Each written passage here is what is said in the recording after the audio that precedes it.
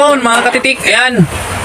Ililipat na natin yung mga biik natin sa pangalawang inahin. Kasi dito sa naunang inahin, nailipat na natin. 11 heads yun. At saka ito naman, itong batch na to ay 10. Tara, samahan nyo kami. At ililipat namin yung mga biik namin. Ililipat or iwawalay. Bali, iwawalay na natin yung mga biik natin. Ayan, dadalhin na yung mga biik natin. Si Bibi Katitik, hi ka muna Bibi Katitik. Ililipat niya yung biik. Tumutulong ngayon si Bibi Katitik. Yan, masipag na bata. Yan, sige Bibi. Dada. Mga katitik, ayan. Diyan na sila sa loob. Bali 5 piraso muna yung ililipat natin. Tabi. Ayan. Lilipat na natin. Gamit yung tricycle namin. Ayan, let's go. Sige, Bibi Katitik, sige.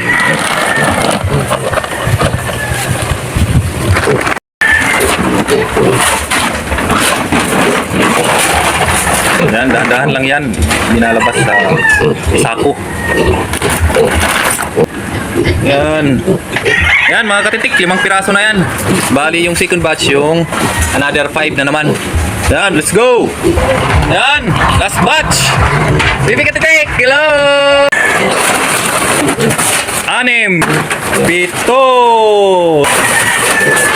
8, Siyam. Yan, isa na lang. Yan, yung panghuli. So, sige, Bibi Katitik, sunod. Bibi Katitik. Bibi Katitik. Takbo, Bibi Katitik. Wala yan, yung pang 10.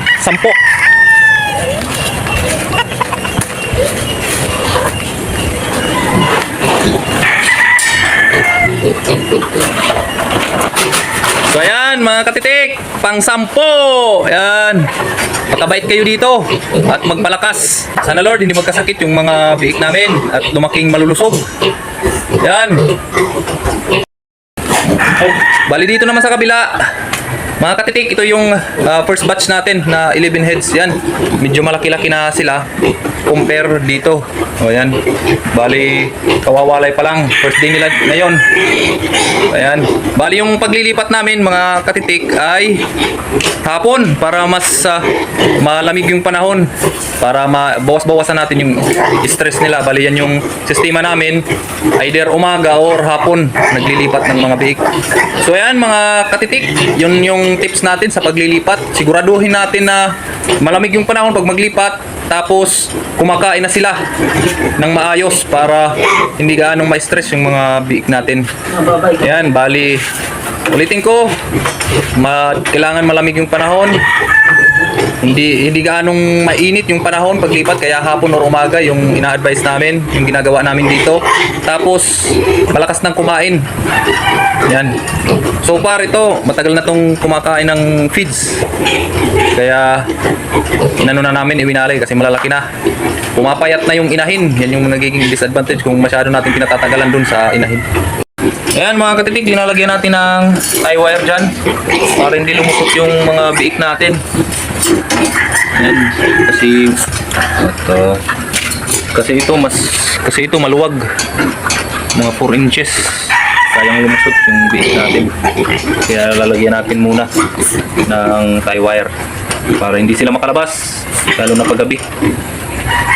Ayan mga katitik, yung bagong lipat natin na mga biik, bagong walay.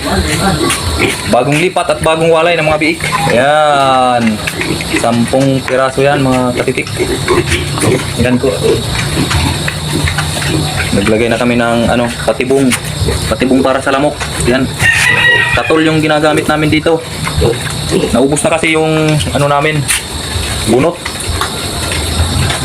Mas maganda yung kasi mas malakas yung usok pag bunot yung ginagamit. Ayan, hanggang dito na lang mga katitik.